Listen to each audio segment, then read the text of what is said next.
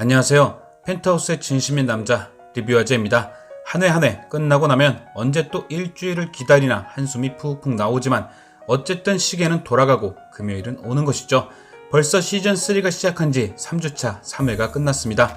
아직 이렇다 할 폭풍 같은 전개는 나오질 않고 있지만 조금씩 캐릭터 간의 갈등이 고조되며 불타는 마지막 복수의 서막이 곧 울릴 듯 한데요.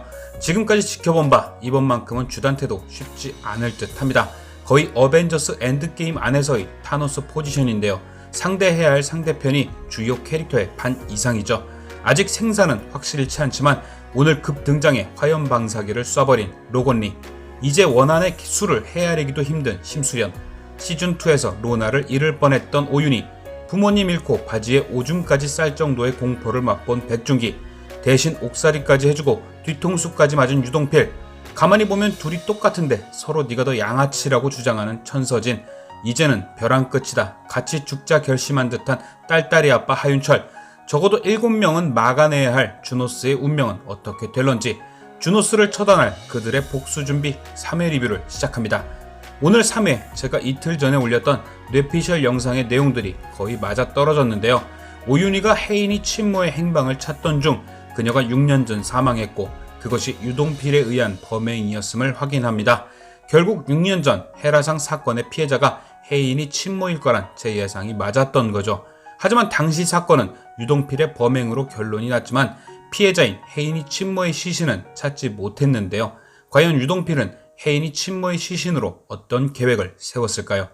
유동필은 출소 후 발톱을 숨기고 다시 주단태의 밑으로 들어갔죠. 그 후 주단태 이규진과의 술자리에서 하윤철을 불러들였습니다.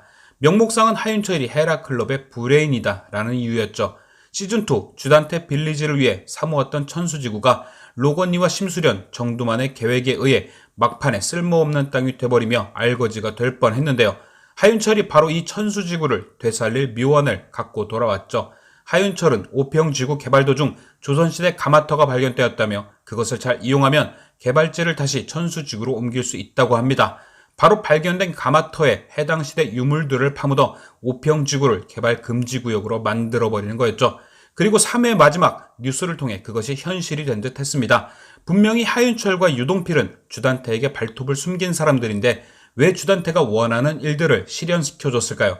처음 들었던 생각은 하나를 주고 둘을 뺏기 위해 천수지구를 살려주었나 생각했죠. 하지만 조금만 더 생각해보니 이게 유동필이 그린 큰 그림의 시작이 아닐까란 생각이 들었는데요.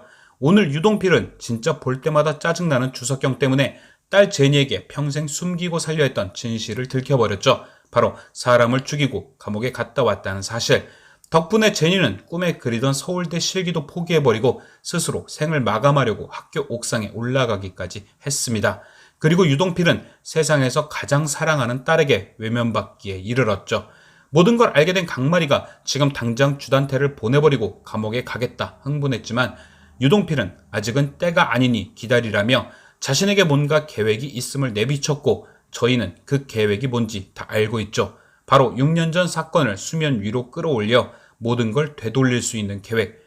그리고 그 계획의 시작이 오평지구였을 것 같은데요. 아까 제가 오평지구는 유동필의 큰 그림일 것 같다 말씀드렸죠. 왜 오평지구에 도자기를 갖다 묻었을까요? 진짜 주단태를 돕기 위해서였을까요? 제 의견은 아니다 입니다. 오늘 3회 마지막 유동필이 헤라상을 망치로 내려치며 시신을 찾고 그 모습을 주단태가 바라보는 듯 끝이 났는데요. 저는 이 부분이 교차 편집인 듯 보입니다. 유동필이 헤라상을 망치로 치던 날과 주단태가 헤라상 앞에 서 있던 날은 다른 날인 거죠. 이미 유동필은 찾은 유골을 빼돌린 후였을 것 같은데요. 그렇다면 그 유골을 어디에 갖다 놨을까요? 바로 도자기를 묻었던 오평지구인 거죠. 그러니까 유물을 발견되게 하여 오평지구의 개발을 막는 건 속임수이고 사실은 유물 발굴 도중 6년 전 사건의 증거가 발견되게 하는 거죠. 그렇다면 유동필은 왜 굳이 증거를 헤라상이 아닌 힘들게 오평지구까지 옮겼을까요? 이유는 간단한 듯한데요. 일단 헤레플리스에서 발견된다면 그곳의 최고 권력인 주단태가 충분히 무마할 수 있다 생각한 거죠. 하지만 토지 개발 도중 조선시대 가마터가 발견되고 그곳에서 유물이 나오는 한편 유골까지 나왔다면 어떨까요?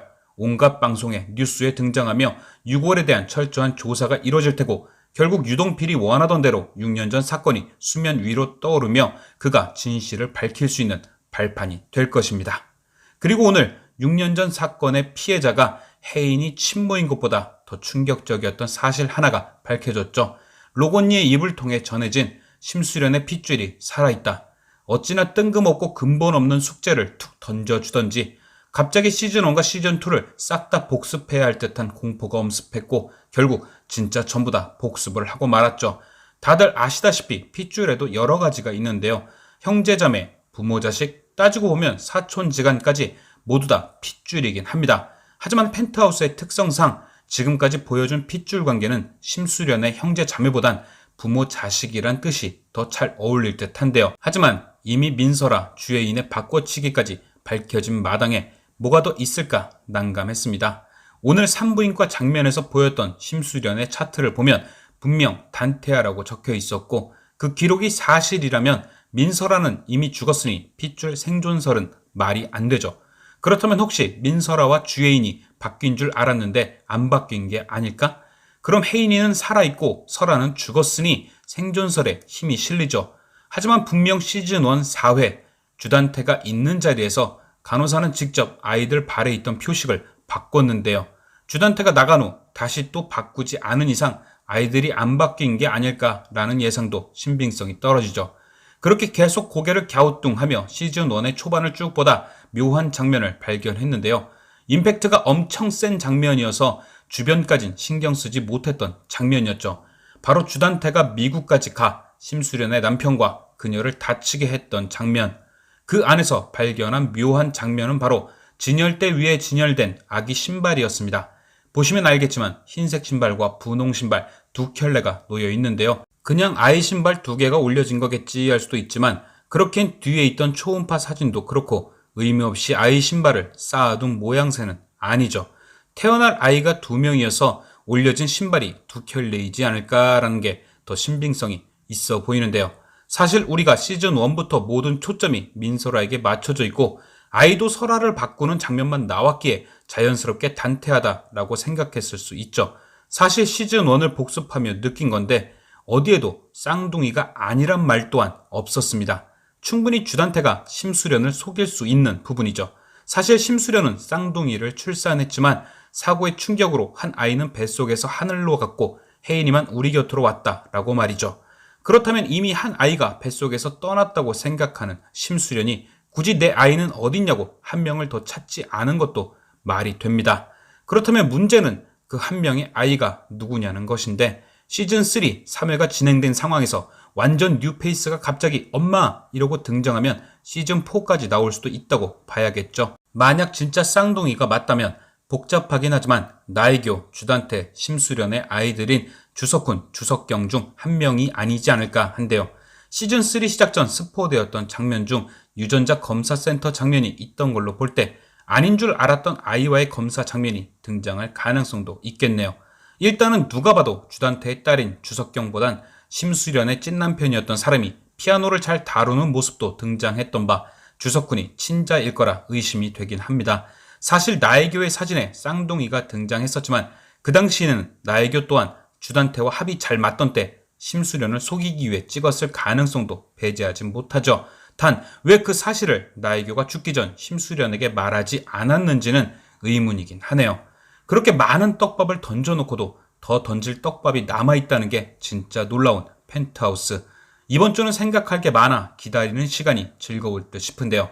리뷰어제는 새로운 뇌피셜 영상으로 돌아오겠습니다. 시청해주셔서 정말 감사드립니다.